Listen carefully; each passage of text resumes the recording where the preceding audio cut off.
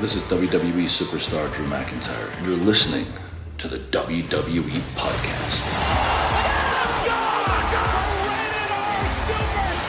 The champ is the one that everybody wants, me. It's going to WrestleMania. Claymore! Austin 316 says I just whipped your ass.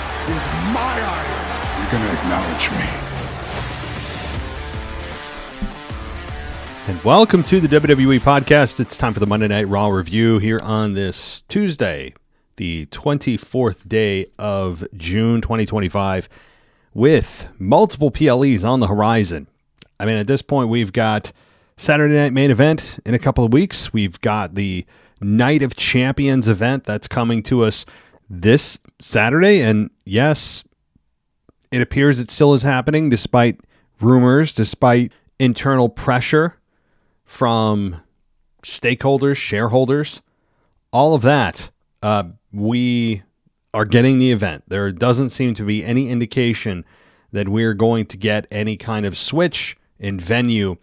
And so love it or hate it, that is that's the plan right now. So it makes sense given that, and again, not getting into political stuff here, but just a general reason why. Well, number one, the WWE is projected to have a revenue from this event of $50 million.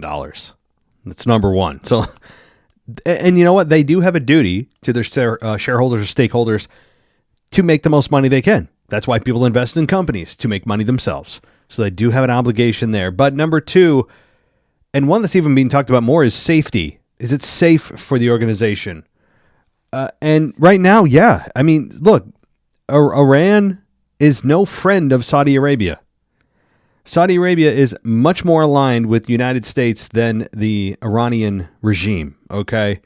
There doesn't seem to be any kind of direct safety threat that Iran has sleeper cells inside of Riyadh, and you know that's what people are thinking, right? Somebody's going to do something terrible at the event. Well, there doesn't seem to be any indication of that.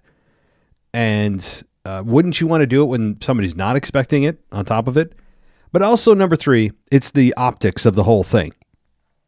With what went on in Iran, and right now there is a ceasefire. There wasn't, and there was, and there wasn't, right? And they violated or whatever. But right now there's a ceasefire between Iran and Israel. And it seems to be holding. So there is not an active war right now going on between Iran and Israel as of this moment. There's not a war between Iran and Israel, the United States right now, despite what happened. Iran just, at this point, is just saying, okay, enough. We're done. You know, again, things can change in the blink of an eye, but between safety, optics, and money, it all points to still WWE going there, pulling off the event, making a boatload of money as they do every single time they go there, and then returning home. So that's the way it's going to be. I know that a lot of us don't like these Riyadh events, and honestly, I have nothing against the actual venue of where the events are held in Riyadh.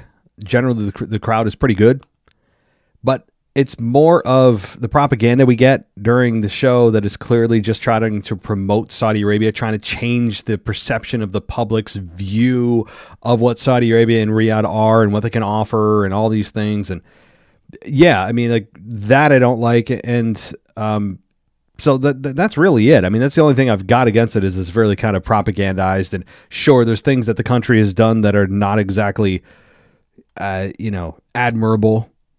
But there's a lot of cities in the United States that have done things that are not admirable. Okay, I'm glad I'm here. I would not move from the United States if, for anything. Okay, but nobody's innocent here. And I'm not coming to the defense of Saudi Arabia and their past sins of things they've done. All I'm saying is, and not dive too into this, we're getting an event. It's happening.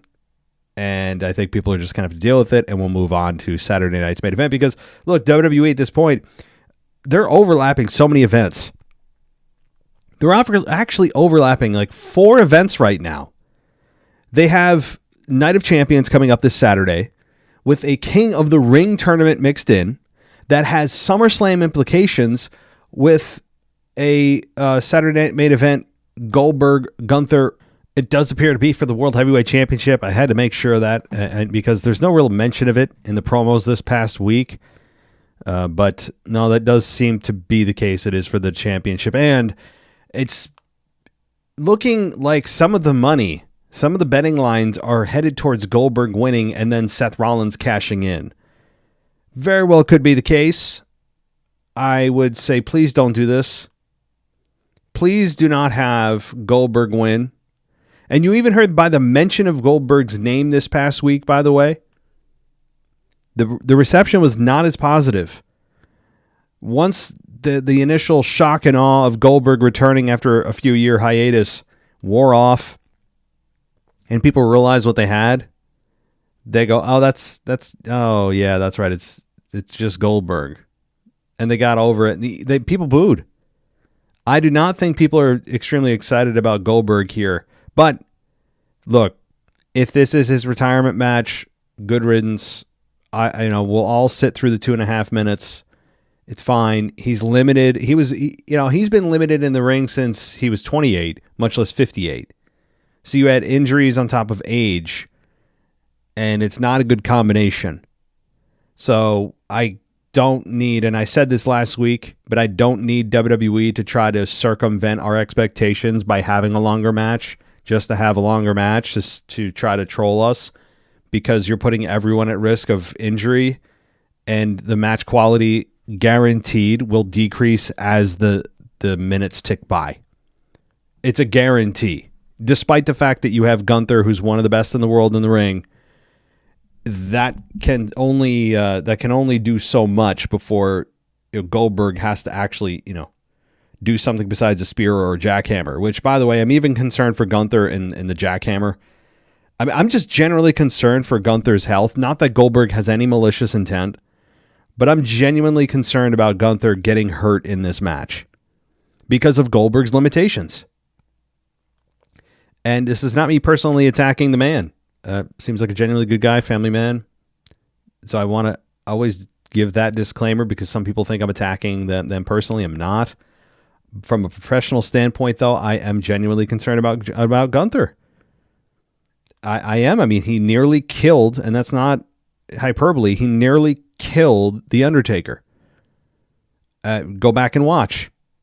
In one of the worst matches Goldberg's ever had, and that's saying something. I mean, every match Goldberg has is not good, but particularly that one was bad, and it nearly killed Mark Calloway, or paralyzed him at the very least. So I do not want Gunther getting hurt in this match. If it needs to be 2.5, 3 minutes, let it be 2.5, 3 minutes. Let Goldberg empty his tank and do spears or kick out of a power bomb and then leave. I do not need Seth Rollins cashing in here, but predictions will come later in the week on Friday. But that's that. So let me actually give a shout out to some new patrons. I know a couple of you have joined us here. Niels Verbison, I probably said that wrong. Obina Oahu, that's probably said that wrong as well. I'll just say the first names. How about that? Niels and Obina. How about that? I'll just go with the first names because that's bad enough as it is for me. Unless your name's Mike or John, the elementary easy stuff, it's not good for me. So, all right. Well, let's jump into it. By the way, you can head on over to Patreon. Good time to do it because you get to join all the other patrons during the show, during the live events at patreon.com/WWE podcast. There's a Discord server that you can use to chat with all the other listeners of this show and talk during the events and give your take real time. Follow me on X, by the way, wrestling_audio if you haven't already. So let's jump into Monday Night Raw. And again, this is not a prediction show for the Night of Champions event that comes this week, which, by the way, about every other week, we're going to have a PLE. So we had Seth Rollins, Braun Breaker, and Bronson Reed come out with no Pat McAfee. It's we had what is his name? Corey Graves. We had Corey Graves on for the third week in a row. I don't know where Pat McAfee is.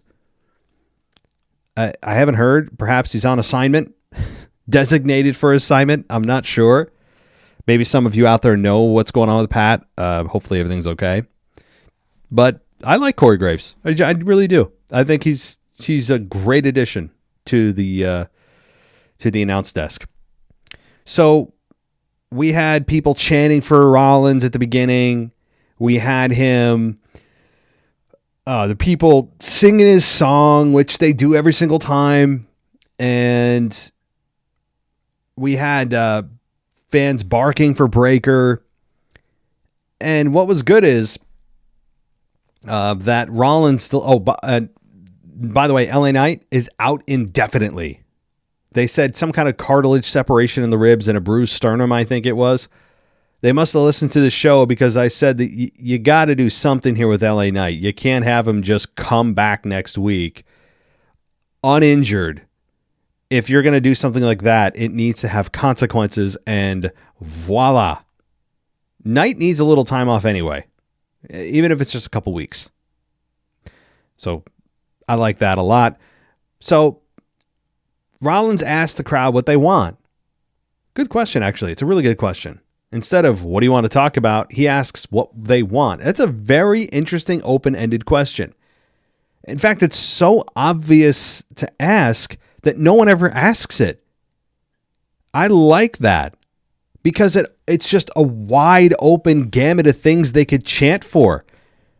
And it kind of gives you a look into the minds of fans of what they want the most. What can they all agree on that they want? You know what I mean? Like he didn't ask specific question of, oh, you want CM Punk? Oh, you want OTC? He got there eventually, but he opened the question up completely. And the crowd initially, you heard noise, but you didn't know what they were all going to congeal to. A CM Punk chant did break out. And then Rollins said exactly, 1 minute you're chanting for Punk, the next minute you're chanting for the OTC, and after that you're barking for the dog, and then after that you're singing my song.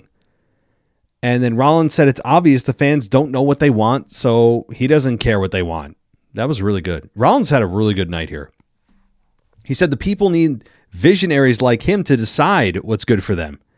And he mentioned the fans having small brains. He said the things they want are because of him, then pointed to Reigns and Punk, as I mentioned, and said the company brought back Punk to capitalize on his hatred for him. And said there would not be a second coming of Cody Rhodes had he not put him on the map. And said he was the first World Heavyweight Champion. The first one since they retired it. Well, sure. But he was the first NXT champion. He said they exist as they are because he built them in his image. Well, this is just good stuff here. He said he is the creator, the prime mover, the past, the present, and his crew is the future of the company, and referred to Heyman as his oracle. I like that. Man, he hit like 4 home runs here with phrases and analogies. I like this here. He said they both know a thing or two about revolutions. So I'll stop there. As I said, he really knocked it out of the park. I don't know who came up with this stuff. Rollins, some writers. This was just one good phrase after the other. I like Heyman. He went from being an advocate, well, just kind of a manager, to an advocate, to a wise man, now to an oracle. Or I wonder if this oracle thing's going to stick. I like it because also it fits. It's not just something new to call Paul Heyman, but it also fits because he's always talking about things being not predictions, but spoilers. And what do oracles do? They know things. They spoil things. They have this vision into the future that the rest of us don't. So it fits. I hope he keeps this and doesn't go back to this is my wise man, now this is my oracle. So small thing here, but I don't know. I just go, ooh, that's good. And also, I think WWE here is speaking through Punk. They've done that a lot over the years when they have frustrations with fans that they can't just air by having some, nameless suit come out and clap back at the fans. They'll use their wrestlers in promos to hit back at fans. And I think that's what they did here. I mean, it could have just been totally Rollins, but it certainly was corporate suit approved language here, because what he says is that the fans don't know what they want. They chant for this person, for that person, and we're going to tell you what you like. That's a corporate line. In fact, that's a lot of what the actual people in the company believe. I mean, that's what people in the company believe, that we don't know what we want, and only they do. They know better of what we want than what we do. And that's a lot of the Vince McMahon philosophy there. So he also talked about how they brought back Punk to capitalize on Seth's hatred for him. I mean, it's a little bit blown out of proportion. I'm sure when they brought Punk back, they weren't thinking, ooh, we're going to make so much money with CM Punk and Seth Rollins. I mean, they knew that rivalry was there. They knew that genuinely Seth does not like CM Punk, which certainly is going to help things, but it wasn't the sole and or even primary reason that they brought Punk back. They brought Punk back because the fans wanted him back, not because they saw the hatred that Seth Rollins had for Punk. But point taken. So let's continue. Rollins said LA Knight stuck his nose in their business and got tsunami after tsunami for his troubles, and said Breakker had the chance to do the same thing to Penta, who's been a thorn in their side, and said there are a lot of people who think they have what it takes to exist at the very top. And he mentioned John Cena and Gunther as their challengers, Punk and Goldberg, and the remaining entrants of the King of the Ring tournament, and said they're all running a race for second place. Another great line. Rollins pointed at the Money in the Bank briefcase that Heyman was holding and called it the end game. Again, somebody was doing their homework this past week of just rephrasing things in a clever way. Just well done again. End game is what the briefcase is. Talking about the Oracle for Paul Heyman.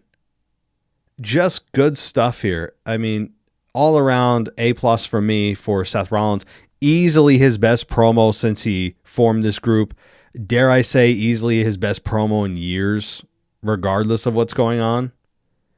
Just, even when he was a babyface not too long ago, which I grew tired of much quicker than others, but this was just a great promo for Seth. Great one. I mean, it goes in the promos I wouldn't mind listening to again. Not one that's going to make headlines or start trending, but one that I think should be appreciated for what it was. It was a statement promo, a mission statement promo, and one that helped get everybody over and give direction for the group. Like, why are they here? Why do you exist? What's your purpose? We got that. They're here to give us what we don't think we want or don't even know we want. And I like it. I mean, it's just good stuff. So, all right, enough putting it over. So yeah, now the analysis I'm reading right now says, this particular person said it was a solid yet fairly routine promo from Rollins. I strongly disagree. He's said that he liked that he's dropped the outfits that he wore, and yeah, I would agree with that. And that's the other note I was going to make too, is it seems like Rollins has landed on some kind of consistent attire beyond shopping at wherever the hell he shops, Fredericks of Hollywood. I don't know, before every single show where he could not find an identity. Now he's kind of got one. I like his look. Okay, so we have Braun Breaker take on Penta with Paul Heyman at ringside. This match went 14 minutes. Yeah, this was a longer one than I thought it would be, with Penta hitting a destroyer for a near fall. Penta went for a springboard move, but Breaker speared him in midair and pinned him. Not the cleanest spear in midair, but as good as it could be. And Cole sold it, which helped. And 1, 2, 3. Breaker gets the victory. After the match, Rollins and Reed come out and congratulated Breaker. And Rollins got in the ring and told Penta, not on a microphone, but on the camera mic, that this was his one warning to stay out of his way. I like that. Sometimes you can deliver promos that the in-person crowd doesn't need to hear. They can hear it later. It's not pivotal to what they're trying to do live in that moment. It's fine that it can be captured on a mic on a camera. So that's good. And even though he got speared, it's still his warning. So imagine after he doesn't heed the warning, what they're going to do to Penta. They're going to do it to Penta what they did to LA Knight, I would imagine, is what the warning is there. That's what's implied. So, just good stuff here all the way around. I zero complaints from me when it comes to the open here, to the match with Breakker and Penta. And Penta, who is starting to lose a little momentum, but can afford to. He burst onto the scene and seemed unbeatable. And now there's a little bit of a downslide, but that's fine. Honestly, Breakker needs it more. Just generally, Seth's group, I have been saying for a couple of weeks now, needs more momentum. They need to stop losing, need to stop getting beat down. They need some kind of unity, and that's what we got. It's exactly what the doctor ordered for the first 30 minutes of Raw. So, we then have Adam Pearce informed AJ Styles that Liv wasn't the only person bitten by the injury bug. He said Dom was also injured, and therefore their Night of Champions match was off. And Styles said Dom was ducking him and said the match would take place as soon as Dom is healthy. So, yeah, Dom is injured apparently too. We'll see. I mean, I honestly don't know if that's a work or not. It is a little bit suspicious. That's suspicious. I was going to do a reference to Parks and Rec, but I don't know how many people know Parks and Rec. That actually watched the show, so I won't make one. But if you know, you know. We have then the New Day show up with Grayson Waller after Styles left the room, and Pierce booked Kingston and Woods in a tag title match against Finn Balor and J.D. McDonough for next week. Okay, fine. I mean, is that finally going to be the split of Waller and maybe Austin Theory? Can we finally get that? Can we finally get a break from those two? So we then had Cole sit down with Goldberg, which you guys think maybe I'm going to crap on. As much as I have kind of pooped on his in-ring ability and, length of match and all the rest that everyone's been criticizing for 20 years, this was as good of a promo as you could expect for Goldberg. He's not screaming and yelling and, banging his head on some locker backstage and making himself bleed. He's not just saying you're next. He actually had some context here. He had a human element to himself in character. That was a nice blend. So I really have nothing bad to say here. In fact, it was very concise by Bill. Now, what did he say if you didn't see or if you forgot? He said that he took his family to a WWE event as a bystander, as a fan. And he was there to have fun, and he stepped into a verbal assault from Gunther. And the lack of respect by Gunther astonished him, and he was embarrassed in front of his wife and his son, and said there was no way he was going to let Gunther get away with that, and said it doesn't matter that he's 58 or if he has one foot in the grave, no one's going to talk to him like that. And he was wondering who his retirement match opponent would be, and said it was serendipitous, not stupendous. Serendipitous, quite the word there. He must have had his thesaurus handy. That Gunther put himself in that spot. He said Gunther would pay. He said, I'm going to beat the F, which was censored, out of Gunther on Saturday night's main event. This was just good. It's concise. It was to the point. It's easy to understand. It's a man protecting his pride, his family, the honor of his family. It's so easy to understand, and it can be that simple sometimes. But for Goldberg, this is as good of a promo as you're possibly going to get. They're not going to run him back out with another promo on the mic. Very unlikely, or if they do, it's going to be 30 seconds or less.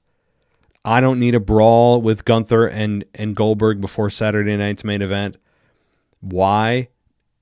Injury. Just because Goldberg he's 58. He is more injury prone. by an exponential amount compared to somebody who's 38.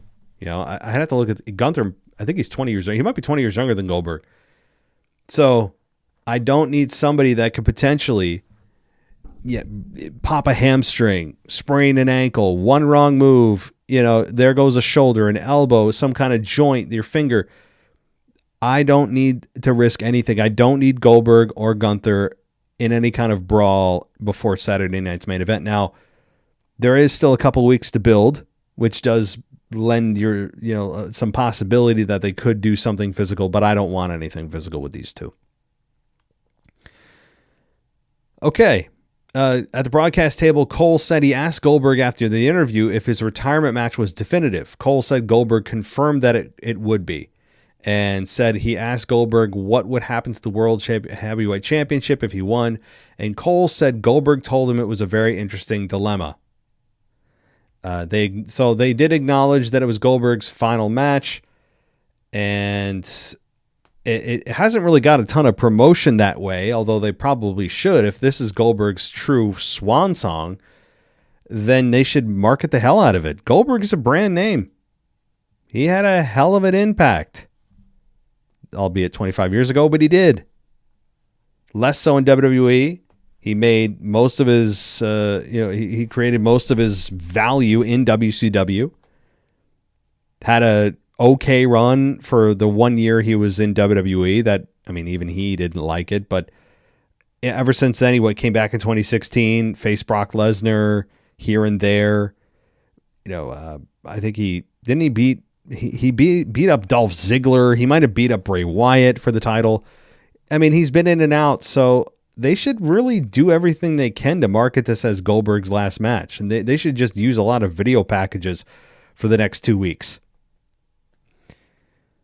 Okay. But yeah, the world title is an interesting dilemma if he wins, which again makes you lends it to believe that Goldberg doesn't win. But if Seth's there to save the day, then it's plausible that Goldberg wins. I don't see the need to have Goldberg win, because then you're also, Gunther's going to be there for years after Goldberg leaves. You do the favors for the guys that are still there when you're on your way out. That even I know that is etiquette in pro wrestling. That when you are leaving, whether it's retiring or back in the day, you were wrestling in a certain territory, but you were going away, you were leaving that territory, you do the favors for the guys that are still there, meaning you lose. We'll see if that tradition stays when Gunther faces Goldberg.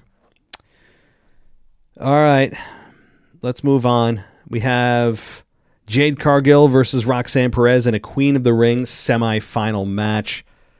This was a match that went, let's see the timestamp, 11 minutes and 30 seconds. Pretty good, decently sized match here. And the finish was Jade going for her finish, but Roxanne rolls through, bridged into a 2 count, and then Perez ducked a pump kick and dropped her with a kick of her own. Perez slammed her knees onto the back of Cargill's head, covered her for a 2 count. Perez then showed frustration, flailed away with punches, and Perez went for her finish, but Jade avoided it and threw a pretty bad kick that made no contact with Perez. But Jade powerbombed Perez and picked her up and hit Jaded for the victory. So Jade Cargill beats Roxanne, and she went to the stage to make sure she gets the nice camera shot of Asuka, who came out, removed her mask, and they had a nice, well, I shouldn't say nice, a very staged, pun intended, I guess, moment that, of course, that does not feel organic in any kind of way at all. It's just, it's like a photo op. That's what that was. It's a pre-produced photo op. The most just non-off-the-cuff moment you could have of Jade standing there staring at the queen or the crown in the box, and Here comes Asuka. They're standing on their respective sides where the graphics are perfectly behind them. Not nearly as bad. I mean, I think the worst that I can think of those staged photo op moments that they're clearly just trying to get a picture of so they can put it on their website or whatever, is when, and I'm sure some of you may remember this back in, was it 20? I want to say 2016. Was it 2016? I believe when Roman Reigns was facing Brock Lesnar for the first time. It might have been. I could be mistaken. But they essentially had a tug of war over the championship belt. The one was trying to pull it out of the hands of the other. Like children. That's how children play on the playground. They try to pull toys out of each other's hands. These were grown-ass men playing tug of war, and it was used as a meme for so many different things, like a Snickers and so many funny things. But that may be, and I remember that still burned in my brain, of how horrible that photo op, quote unquote moment was with Roman Reigns and Goldberg playing tug of war. And it went on it went on for like a couple of minutes to end Raw. And they must be sitting to themselves like, hey, did they get the shot? Like, how much longer do we have to pretend to pull the belt away from each other? So let's move on. We then have the finals here of Asuka versus Jade, and we'll talk about that prediction on Friday. And a video package aired of Cody Rhodes versus Jey Uso. That's going to main event tonight's show. And then we have, backstage, Sheamus continuing his weird streak of talking with Akira Tozawa, Natalya, and Maxine Dupree, and Sheamus said he thinks Natalya and Dupree could become tag champions. Rusev entered the picture, and Tozawa bowed up, but then left when Rusev said out. Rusev said Sheamus pretends to be everyone's friend, but the place is full of people like him who smile to people's faces and knife them in the back. Sheamus said he marches to the beat of his own drum. Sheamus said Rusev thinks he's a god, and he recalled him being the most egotistical member of the League of Nations. And Sheamus told Rusev it was time to put up or shut up. I mean, honestly, the dialogue here is not good. I like Sheamus. I like Rusev. I did not like the League of Nations. League of Nations, there needs to be a case study done on that group because it had all the tools. It even had the nice name. Even star power wise, but there was something that was just oil and water about the members of that group. Nothing seemed to click. The names were great. The star power was great. But boy, I remember that nothing seemed to click with them. And so anyway, but this was not particularly exciting.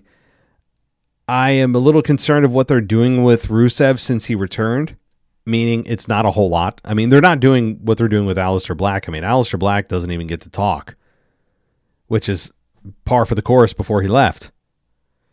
I think I mentioned this when he first returned. Maybe they should just stick him in a dark room and have people knock on his door again. At least that was semi-interesting of like, okay, who's knocking? It left a little mystery. He didn't have to be in front of a live mic, in front of a crowd. He could do it backstage. Do something, because Aleister Black is getting lost in the sauce very quickly. He's becoming a nameless guy, a faceless guy that's on the roster again, that you're just giving a paycheck to, that you don't hear from, you don't have any emotional attachment to, and it's like, why did you even bring him back? Rusev's not quite on that level, but he's not much better. So Gunther comes out. He said last week, and this is just great, was supposed to be his celebration, but Goldberg came out and told him that he's next. He said Goldberg's the most destructive man of his generation. But he said it's not 1999. He said it's 2025, and he's the best pro wrestler in the company. And his title belt proves it. You know what's funny? When Goldberg was as hot as he was in 1999, which is as hot as wrestling ever was as 1999. I mean, I don't know a year that's hotter or bigger revenue-wise, ratings-wise. I mean, the ratings were like 10 times what they are now. And that's including all social media, or rather the whole, well, I got to count streaming and all that. No. just generally, I think it was about 10 times what it is now. But my point is that there was a lot of people in the audience that probably weren't even alive when Goldberg was at his hottest.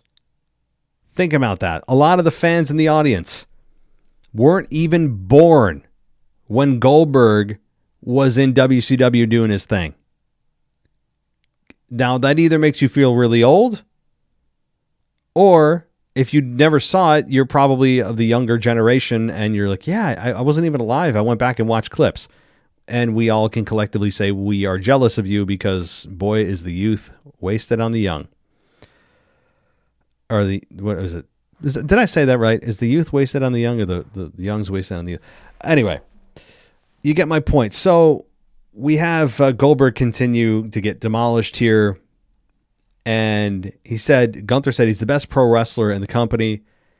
And this belt proves it. He said that Goldberg can't lace his boots. He apologized to Goldberg's wife and son for what he intends to do to him, and said he'll make sure the myth and legacy of Goldberg dies. He did say that he's going to beat the man that used to be Goldberg. It's just great. I mean, he killed Goldberg here. I mean, Gunther continues every time he gets heated on the mic to excel. Gunther is what a champion should be.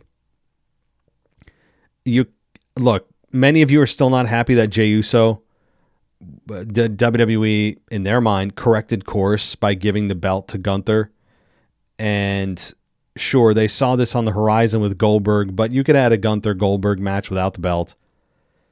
And they clearly corrected course. But Gunther feels and looks much more like a champion than Jey did. Not to say Jey's not over, that his merch numbers aren't good, that he's not great in the ring, that there's a world of respect that fans and people backstage have for him, but he just doesn't have at this moment that you're looking for as world champion. He just doesn't. Gunther does. And it's light years difference. All right. So backstage, we had Karrion Kross essentially tell Sami Zayn that he's never going to be world champion after saying that Orton took him out like Kross said that he would. And Zayn punched Kross pretty good. And he fell to the floor, and Zayn told Kross that he spoke with Adam Pearce and their match is official and said tick-tock before walking away. And then Kross laughed and Scarlett said, got him. What? Now, I have no issue with Karrion Kross trying to bait Sami into something. What I don't like is he stopped selling the punch. The punch was real. Even if you're trying to deceive the babyface into doing something, that doesn't mean that the punch isn't real. The punch should be real. You should still sell it. And he immediately stopped selling it. That kind of took away from the moment there. You can still say gotcha, but still continue to sell the punch. So that was a little weird that all of a sudden he's like, yeah, that didn't hurt. Well, no, well, that kind of like, doesn't that damage Sami a little bit and kind of the whole product generally? I know I'm blowing this out of proportion as I normally do with things like this, but it's emblematic of a larger issue of realism with WWE and professional wrestling that I won't get into. But the good thing is with Karrion Kross, he's getting a little bit of airtime here, and it is with Sami Zayn. And there is this story now going on with Sami that he's never going to be world champion. Randy on SmackDown told Sami Zayn he's going to be, and now Karrion Kross is saying he's not going to be. It does lead you to believe, now that they're continuing with this, that Sami Zayn is in the next, I don't know, maybe in the next 6 to 12 months, he is going to be world champion. Because they're planting it in our minds now. They're planting it in our minds that, Sami, well, could he? I don't know. They probably won't, but they're talking about it, so maybe. They're doing more with Sami Zayn by just talking about him not being world champion than just having him come out and do his normal thing with whatever he's doing.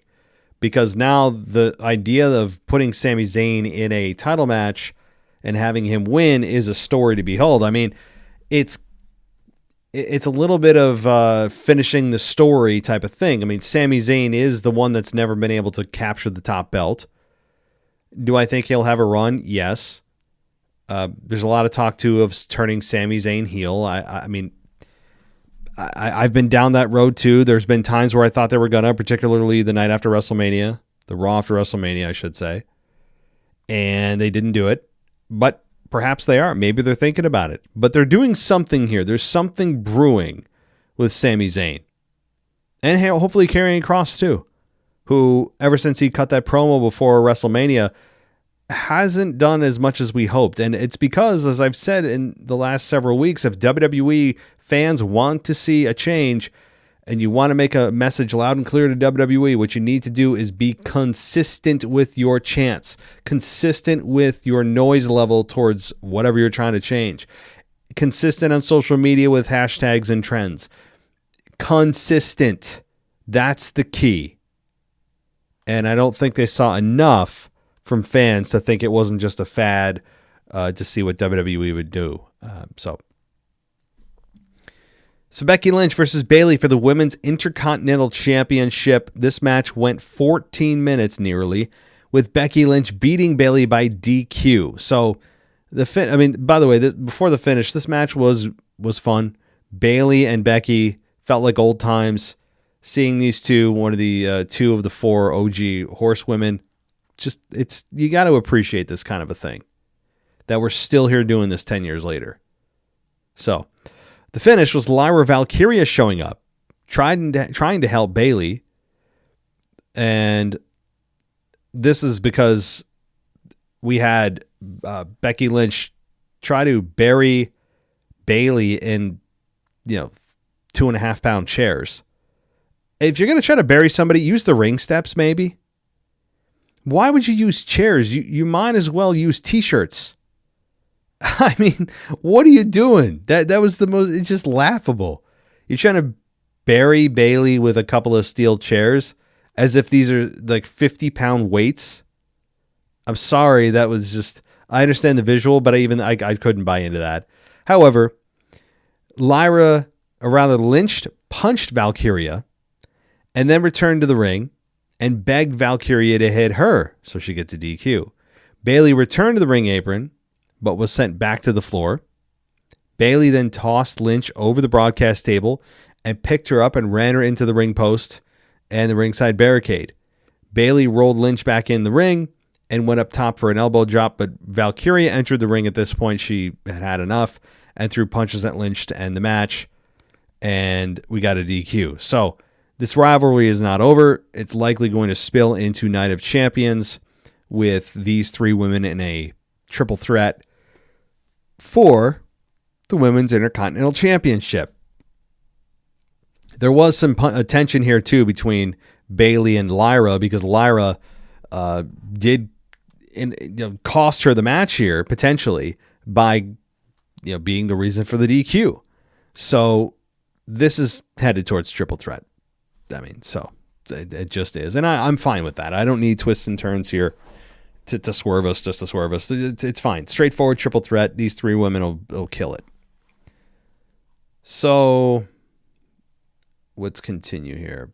We have Raquel stand in the ring and tell Raquel Rodriguez and telling Ripley that she wouldn't let her screw her out of the Queen of the Ring tournament. And Rodriguez called out Ripley.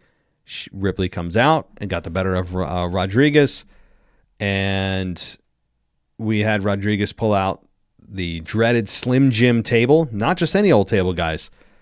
The Slim Jim sponsored table. So it's even more devastating. Ripley then jumped from the broadcast table, hit Rodriguez.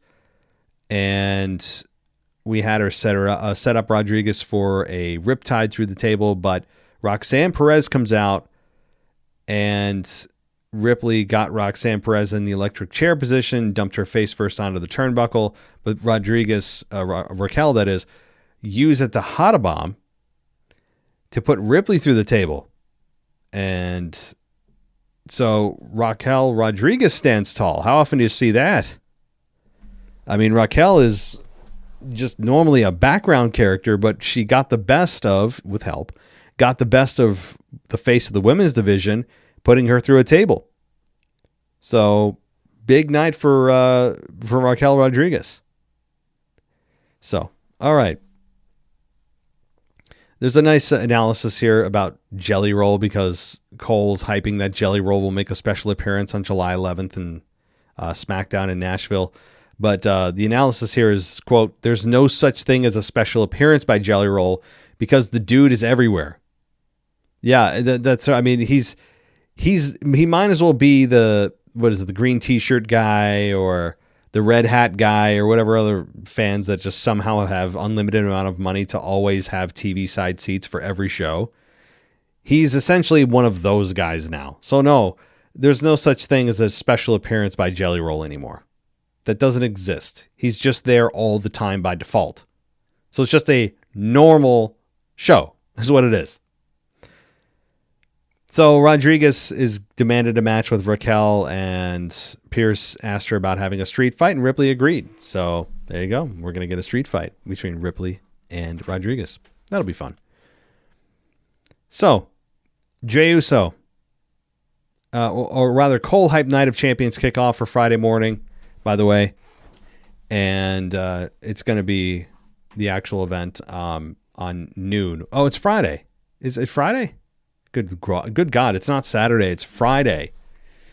Oh boy, oh boy, oh boy. Okay, well, then I'll have to put out my preview and prediction show earlier than I normally would, so we'll work on that. I thought it was a Saturday, man. These overseas events kill me. So we had Cody Rhodes and Jey Uso here in the main event in a King of the Ring semifinal match. This match went exactly 20 minutes. With Cody Rhodes beating Jey Uso. Really, really good match. I mean, there's just a staple main event here. The finish was Jey super kicking Cody, because of course, when he tried to get up, Jey told Cody to get up, super kicked him again once he got to his knees. Jey got Cody on his feet and then speared him. Jey moved Cody into the position and went up for an Uso splash, but Cody shot up, ran up the ropes, and hit another top rope cutter, and Cody followed up with crossroads and got the 3 count. And now we have the finals here. Again, as I mentioned, Jade Cargill is going to take on Asuka. And for the men, it's Cody versus Randy Orton at Night of Champions. That's good. I mean, and Jey and Cody shook hands. There was no heel turn here, and no one really expected it. But this was a really good main event. I mean, there's nothing else to say about it, as you'll see through a lot of different podcasts and reviews. These two have a hell of a chemistry, seasoned veterans, just great. This is awesome chance happened. Lots of fun near falls. I will say Cody Rhodes should consider changing his finish to the Cody cutter. That's a much more believable and better looking finish than his crossroads. He won't do it because for some reason he believes the crossroads looks good and is his finish, but the Cody cutter, while it has almost never finished a match, it looks 10 times better. And why he didn't go for the cover after the super Cody cutter off the top rope befuddles me. He had time. He wasn't injured laying there pretending he was selling something that he couldn't just roll over and cover Jey after the super cutter. He was up like yelling and screaming. Like, what are you doing, man? Cover. You go for that's like a power pack super move and you don't go for the cover there? It's your signature move that got a little extra juice and you don't go for the cover? So my vote is Cody should absolutely consider revamping his finish. It's also a finish that is safer for everyone because it's just a face bump. You don't have to twist and turn in an unnatural, uncomfortable way. And it's something you can do to everyone, and it's a lot quicker hitting. It's not a stunner. It's not an RKO. It's not a diamond cutter. It is a Cody cutter. He puts his own little kind of spin on it. It's off the second rope, or in this case, he did it to Jey off the top rope. Again, it's quick. You can do it to anyone. It's a much better finish. And it's going to be fun to see what he does to Randy, who obviously has the RKO that looks extremely similar. So that's my vote that no one asked for. It's an answer that you didn't ask a question to. of what do you think Cody should do about his finish? Should he change it to the Cody Cutter or keep the Crossroads? Well, I gave it the answer before you asked the questions. So that's Monday Night Raw. Very solid show. Couple of holes, as you heard throughout this show, but we keep it real here. Whenever things, aren't good or could easily be fixed, you know that we will be on top of it here at the WWE Podcast because we don't hold back. And I hope you enjoyed the show because we'll be back on, I'd say on Wednesday for the NXT review, but that position is still yet to be filled. If you are interested in being our NXT review host, you can do that. Email me, mailbag@wwepodcast.com. Send me a 5-minute clip talking about pro wrestling. Doesn't have to be NXT.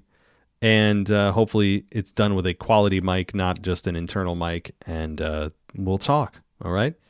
That's all we need. And, if no one fills the position, then we'll just leave it vacant until someone does. That's it. But we'll also be back with the After Dark show that's exclusive to the NXT Plus and Above tier on Patreon. And everything ad-free. If you heard those ads about every 9-10 minutes throughout the show today, and you're on the free feed, you can get rid of those ads by subscribing on Apple Podcasts by clicking the subscribe button, or patreon.com/WWE Podcast. Both offer a 1-week free trial. Check us out and go ad-free. That'll do it, everybody. I'll be back with your preview and prediction show before Friday. I have to get it out now because the damn show's on Friday. So that'll do it, everybody. Thanks so much. We'll talk next time. Thanks for listening to the WWE Podcast. Don't forget to subscribe on your favorite podcast app so you don't miss a show, or head to WWEpodcast.com. And for all of these shows ad-free, head over to patreon.com/WWE Podcast. Until then, we'll see you next time.